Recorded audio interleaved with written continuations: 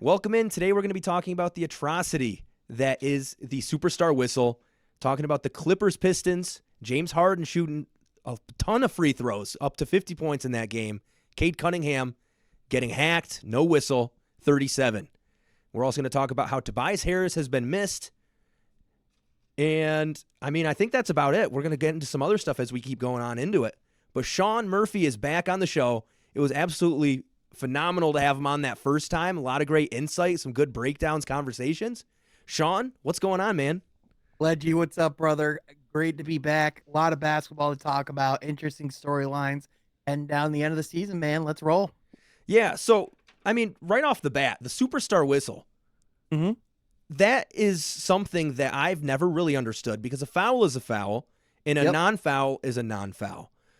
Where do you kind of sit on this? And I think maybe as a Pistons fan, we're going to be a little bit salty coming off that Clippers loss because that loss was primarily because of free throws Right. and the superstar whistle. So, what is your take on the superstar whistle? Should it be a thing? How could we tweak it? Yeah, it's interesting, right? Because you look at officiating throughout the league, and I think one thing right off the bat that's important to acknowledge is that officiating is probably one of the hardest jobs in the world, like especially on that level, on that scale, in front of all of those people. But to your point, there definitely is a disparity in the calls that are getting called in some stars compared to others. This isn't the first time that the Pistons have been on the other side of this. I remember Giannis had more free throws individually than the entire team had earlier in the season. So this is something that JB's had to call out before. So it's interesting because it's sometimes it feels like it's star centric, sometimes it feels like it's media market centric. But I think the thing that always is going to make this difficult is the fact that human bias is always inherently a thing, and implicit, complicit bias or implicit bias, like unintentional bias, is going to be a thing as well. And so I think certain older stars, guys like James Harden and LeBron James, guys who have kind of cut their teeth, so to speak, have been around a long time. There's always this kind of, inherent respect that's given, towards older players. And listen, I think it's something that, just continue needs to be drilled in from the league and taught, at those officials meetings. But, it's an interesting thing when you have guys like Cade Cunningham and Nikola Jokic, who are two of the most, battered, beaten up stars in the league as far as how they're defended, and they only average 5 or 6 free throw attempts per game, respectively. It's really interesting because especially it feels like a lot of times it's like those more subdued stars, guys that like don't necessarily foul bait, or that's not a central part of their game. Whereas you have a lot of other stars like Trey Young, where that's a massive part of their offense. Jalen Brunson is very much gained that reputation. Shea Gilgeous-Alexander is picked on for his foul baiting and his some of his tactics to get to the free throw line. So I think a lot of it is this: the league has continued to try and experiment with rule changes and how to officiate, these foul baiting calls. And, I think that's going to be a massive aspect of it too, is you just have a lot of stars who have made that a very integral part of their game. And I think the sooner we can get that out of the game, I think the more we're going to see an even disparity, because I think a lot of times refs are even, almost inclined, it's amazing how many guys can get calls just by tilting their head back and going, "Hey!" So, it's an interesting conundrum that the league is in. But again, I think it has to start with, continuing to get foul baiting out of the game. Yeah, Cade with 6 total, James Harden with 20 total. And Mhm. I think the thing you don't want to do is teach these younger guys that are becoming stars, the next potential faces of the league, okay, well, we're not going to give you fouls unless you're theatrical. Because Yep. that's what the NBA has been telling Cade since he's been in the league, is you Well, have to go, hey, to get the yep. foul call. Because we've Well, seen him do it once or twice. well, by the way, James Harden, 20 total. The Pistons, 19 total. Like, you talk Yeah. about, like, how, how is a team in a position to, win a game if a player is getting more free throw attempts than an entire team? And the amazing thing is that happened, and the Pistons were still in a position to win this game at the end. I think some of it too, you do have to look at, the Pistons, were kind of sloppy defensively. They were not on the ball, so to speak, compared to how they've been playing over this stretch. Jalen Duren in particular, he had 6 fouls. Some of that you can attribute to the officiating and the way that the game was being called. Some of that, though, you have to attribute to discipline. So, I think a lot of times, that's something, like when you're doing the scouting report, that James Harden's going to be baiting, that these guys are going to be trying these tactics. It's just a matter of, heard it on a broadcast earlier because I was watching League Pass because I'm a sicko. They said, there's knowing it's coming and then there's being able to stop it. And those are two completely different things. Yeah. I mean, 123, 115, that's a close game. And free throws were the ultimate deterrent from a Piston win. Mm-hmm. And looking at, just the Clippers team, Zubac has been one of my favorite players to watch over the past few years because he's consistently getting better. And I was hoping Jalen Duren would put up a little bit better of just a game, a stat line, a performance. We didn't see a lot from him. 0 offensive rebounds from any of the Detroit bigs. Zubac had 3 alone. Both teams didn't have a grand total of many, but when you're getting 0, I don't know. Is it an effort thing to you? Is it just having Zubac just being that big 7'1" sort of center? Yeah, I think some of it is, Zubac is one of the more, I was actually talking about this in a podcast earlier. I think he's one of the more underrated players in the league. Like in 2005, he'd probably be like a top 5 player. He's a very disciplined, very solid post player who scores at high efficiency. I personally think, some of it is, when you look at where Jalen Duren still has to grow, I think in particular when he's facing the class of the league at the center position is when you see him, really struggle. Some of those mental battles against some of the elite at that position. I know people might not think of Zubac in that, in that light, but that he is one of the better centers in the league when you look at a lot of the categories. He certainly looked the part in that game against the Pistons the other night, So I also think, when you have a big who can play a little bit more away from the basket, I think you see some issues there as well. And, I think whenever Duren gets himself in foul trouble, he almost has to change his approach on the defensive end, which kind of deters or dampens the impact that he can have. But at the same time, I'm not necessarily fretting too much because he is also coming off of the 2 prior games to the Clipper games. He had 10 combined blocks, 3 of them in the first quarter against Utah. And, I think the thing that you are seeing with Jalen Duren is that there are nights where he realizes that they really can't mess with him, that he can't be guarded by whoever they're putting out against him on the court, in particular in that Utah game where he could just put the ball in the court, get to the basket. And even some of the passes that he's making as well have just been, top notch. So I think the Clippers game is like kind of like a microcosm or like an example of where Jalen Duren can still improve and where he needs to grow in order to be truly a part of that elite class of bigs, because he certainly has the potential to be. Yeah, his lows are the lows. And when you're looking at Zubac, he's a consistent player, and he's always going to play pretty much the same every night. But with Jalen Duren, you have the potential to go way higher in terms of ceiling. There's almost an Andre Drummond-esque kind of quality to Duren, where it can almost kind of feel like a coin flip of which Jalen Duren that you're getting. I do think over the course of this, as the season's gone on, you've seen a much more consistent version of Jalen Duren, and you've been seeing a higher motor. I think some of that is just going to continue to be pushed by his coaching staff and by his teammates. And I think some of that's just with maturing and like, kind of getting that focus really dialed in and what that takes in a stretch of 82 plus games in a playoff, series. Right. But I think, I do think Jalen Duren, again, just with some of the play and the tape that he's put on display, especially over the last month or two, it's impossible to not be, bullish and really high on what the peak of Jalen Duren looks like. Because at the highest of highs, it looks like the modern day Dwight Howard, man. Mm-hmm. And I made a video a couple days ago talking about the potential Jalen Duren contract, looking at some other centers around the league where he could slot in, and you could go anywhere from 20 to about $35 million for Jalen Duren. And where do you think is kind of the sweet spot for him? Because like Zubac makes $10 million a year, And obviously, he's had a bigger growth with James Harden, going from 8.8 points per game without Harden to this season 15.9 points per game. He's having a tremendous impact on $10 million. So, where do you see Jalen Duren fitting into that? And also, I mean, talking about Zubats a little bit more before you get into that. James Harden has elevated his game. Where would Zubats be without Harden? Where would Jalen Duren be without Cade? And does that determine contract at all? Yeah, so I definitely think that I think Cade and Duren both elevate each other. I think when you look at the pick and roll partnership and the duo that they have, I mean, Cade said it himself that Duren's one of his favorite bigs in the league.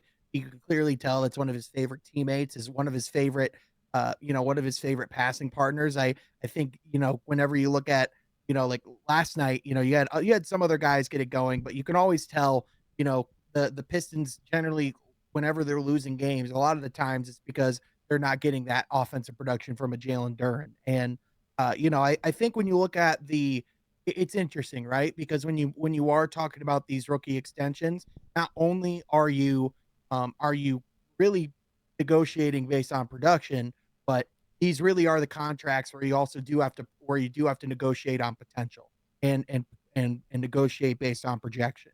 So to me, it's interesting because at the beginning of the season, the way that he was playing, my mindset was almost that Detroit was in a position where, hey, let him hit restricted free agency. Let him talk to other teams and get a number from them. Let the league dictate what his value is, right? Because at the end of the day, you can always just match it, and that's the benefit of restricted free agency. You can let the league dictate that for you.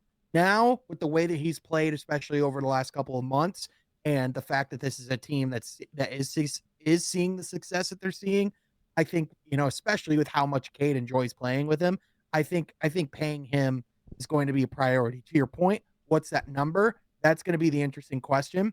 I wouldn't be surprised if it would hit around the 30 million mark, kind of like a 4 year, like 120 with like a team option on the fourth year, or a player option of some form. I think that's going to be, the thing is, it's not just what you give him as far as that number, it's what does the structuring of the deal look like? Do you give him the full, 4 or 5 years that you can give him? Do you throw in like non-guaranteed years of, like, those options?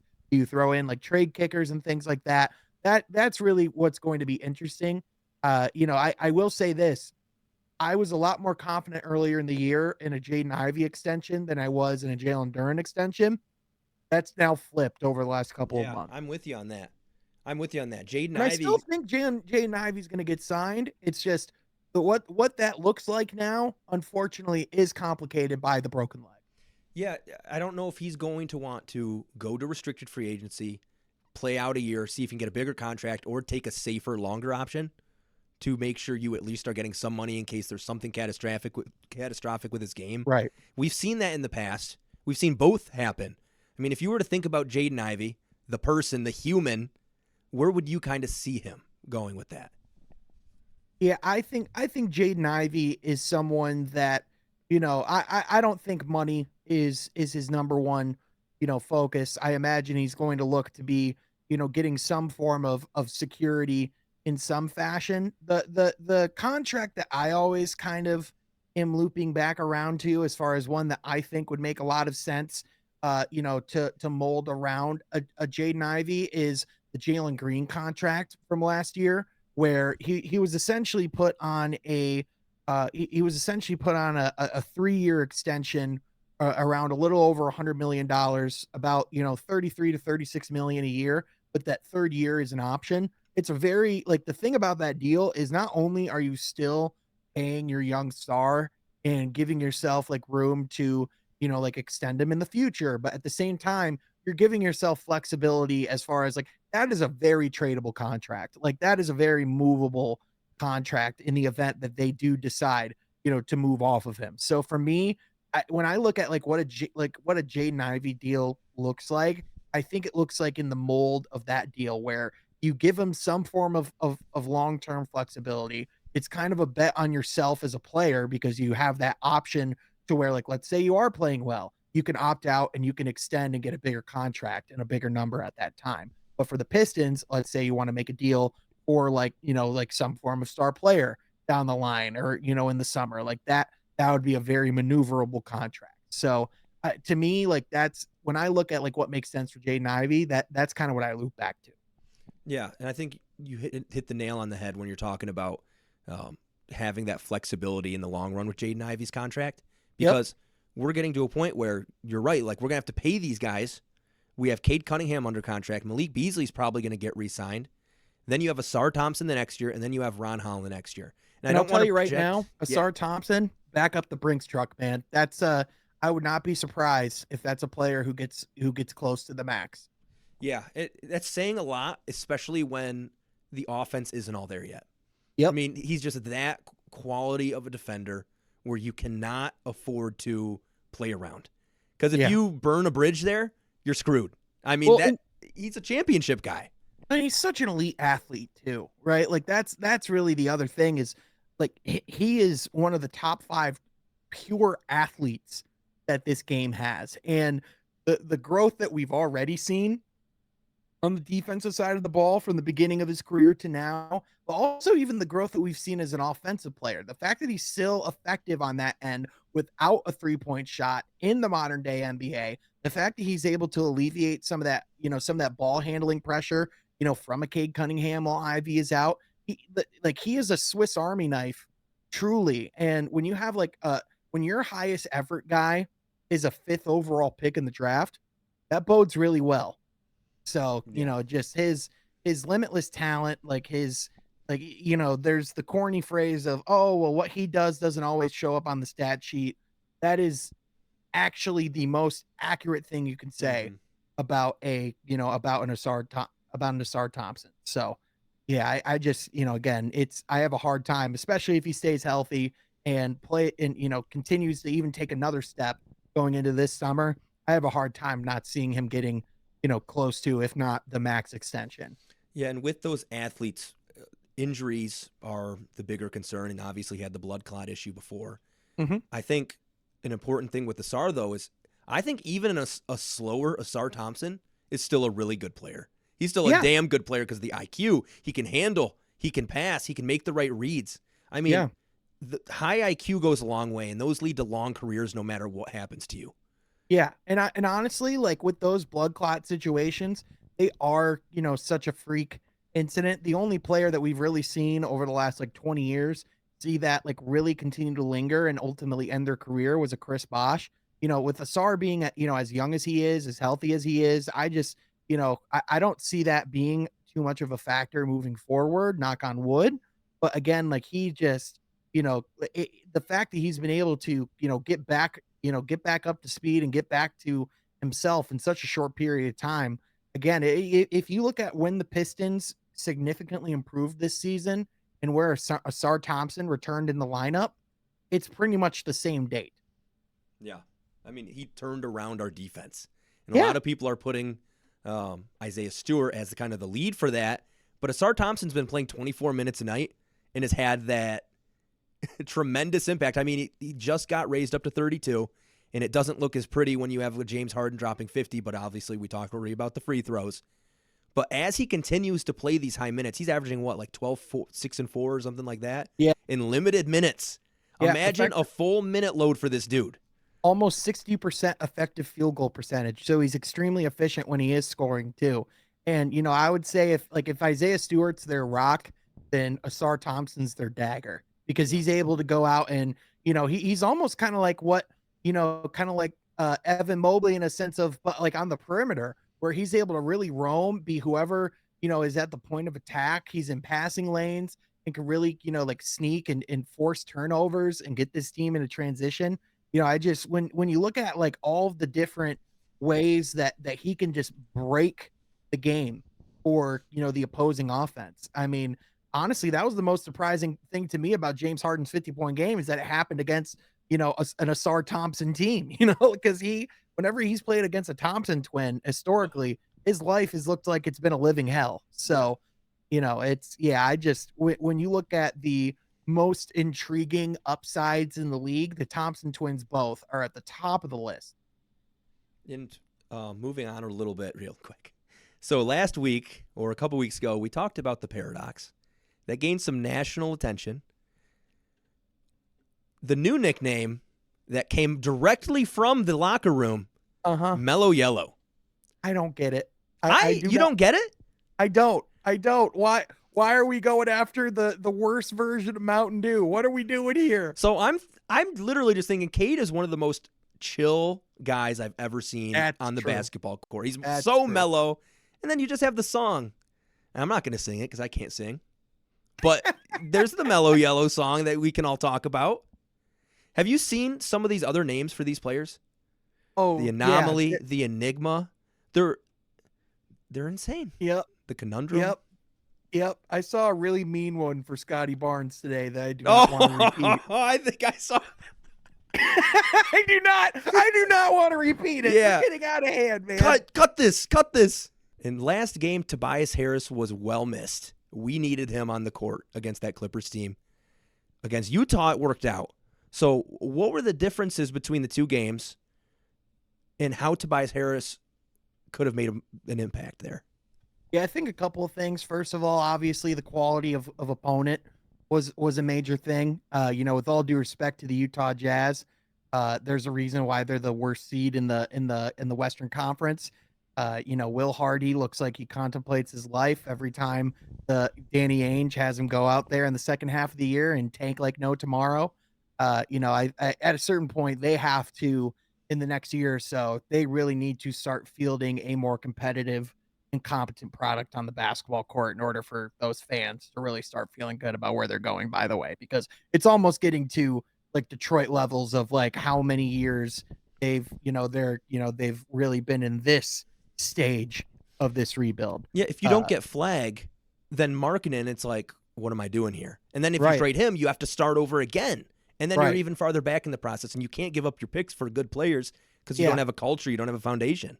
And you could have all the picks in the world. That's all cool. That's all cool and everything. But Utah's not exactly a free agency destination. So you either need to nail those picks or you need to trade for the right player who will actually, tolerate being there. But, for the Clippers, even though they were missing players, you still have James Harden, who even at 35 years old, there's a reason why he was an all-star this season. He's one of the, people can have their opinions on him, but he's objectively one of the greatest scorers in the history of the game. And he, even outside of the free throw shooting, he was on fire, especially in that first quarter, he was lights out from beyond the arc. But I think in part is the talent disparity. I also think the environment that they were playing in, the Intuit Dome is truly a unique environment, especially compared to other arenas, especially with the wall that they have on the free throw for free throws, like those, like right behind the baskets. Mm-hmm. I really love what Steve Ballmer's, done in that arena. I also wouldn't be surprised, to be honest with you, if with all of the extra celebrities and people that were courtside for this one, normally I don't really read into that type of stuff, but when you have a former president of the United States, especially one of Barack Obama, who's like as beloved as he is courtside, 100%. I wouldn't be surprised if that messes with the way that you play.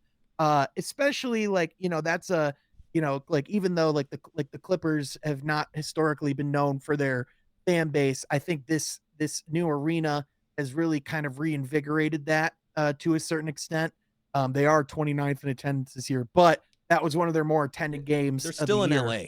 Either way. Yeah, they're still in LA. That's another aspect as well. But I think ultimately there's just a consistency factor and a stability factor that's missing when you don't have a Tobias out there. I mean, you can almost count on like 15 to 17 points a game in his sleep. You can always count on those solid defensive possessions and not missing those rotations, even just having his voice out there. It's not even the fact that he wasn't, in the game. It's the fact that he's not even with the team, for those personal reasons. So, whatever it is for a guy like a Tobias to be missing multiple games at this stretch of the season, it has to be something serious. So you hope, Tobias and his family are well. You just pray that whatever's going on, that everything can be okay, or that everyone can get out of that okay. And sometimes things are just bigger than basketball, right? So I think any speculation into that kind of stuff, as we've seen from other people in media today, cough, cough, Draymond Green, cough, cough, can be pretty reckless. So I don't really want to, speculate on why Tobias is missing. But I think, again, we've seen all season long just how much he's beloved, not only on the court by his coaching staff, but off the court by his teammates. And there's even the post of earlier today, Malik Beasley shouted Tobias out because he's getting all the players on the team fitted for suits for the playoffs, which that's one of the coolest veteran moves I've seen done in a long time. And I would point out that I don't think Philly's getting fitted for any playoff suits. I tweeted earlier I think they're getting fitted for swim trunks for Cancun. So all the energy sent by the Philadelphia 76ers fans away to Tobias over the summer, all the dancing on his grave, so to speak, they did when he ended up in Detroit and Paul George became a Philadelphia 76er. It's amazing just what just 8 to 9 months can do to your perception and to a reputation of a player. Because I think this has been a true defining year for Tobias Harris and who he is as a player. Yeah, he's not averaging career highs by any means. Nope. But I think this is one of the bigger impacts he's had during his time in the NBA. One of the Mhm. biggest responsibilities. I mean, you're coming to a team that just won 14 games, and you're seeing that they need him on the court as well. It's not that, yeah, and it's not that Tobias Harris, by the way, like I do think that he gets a lot of bad flack for what happened in Philadelphia. It's not that Tobias Harris is a bad player.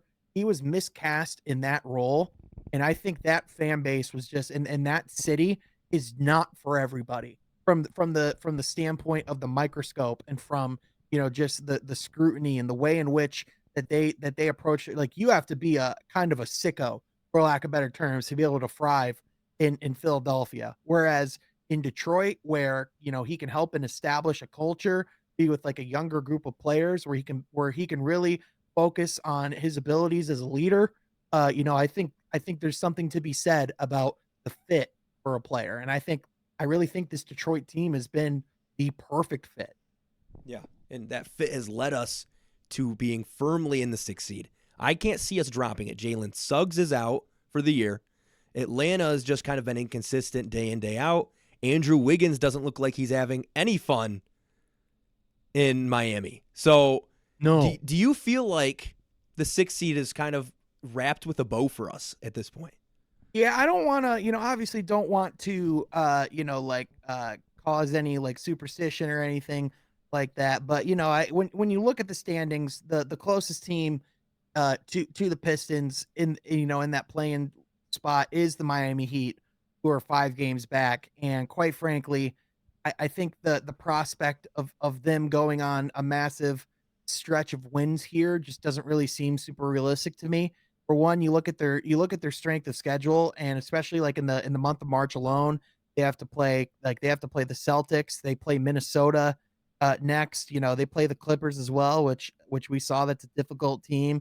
They go to New York to play the Knicks. They do play the Pistons down the stretch. But also, you just talk about how many players are implementing into their system, all the turnover and change that they've had, and quite frankly, all the fatigue they must have from the Jimmy Butler situation. I just don't see the momentum really being on their side. And then the only other team that would really have a chance to be in that conversation would be the Orlando Magic, who are, I have no idea what's going on with Orlando, but they have just fallen off a cliff over the last couple of months. Like obviously the injury stuff was with Franz and Paulo was super rough, but they're both back in the lineup. They're playing. Like, in theory, they should be winning games. They should be getting momentum, stringing stuff together. Like, this is a team I thought was going to be one of the top seeds in the Eastern Conference this year. I thought they were going to be the 2nd seed.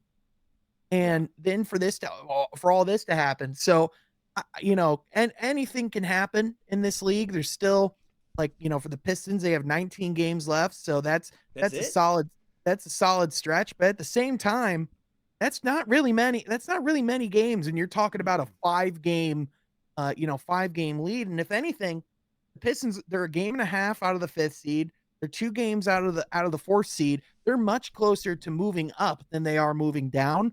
By all means, it would take a collapse for the Pistons to not be a playoff team at this point, and I just don't see that happening with with as long as Cade Cunningham is healthy, as long as, all of their other pieces are producing. Like, this is a locker room that, that with their vibes, with their energy, their confidence, everything's trending upward. Yeah. So there's no reason to believe that things would head that opposite direction. So yeah, I think we are talking about a playoff series here in about a month.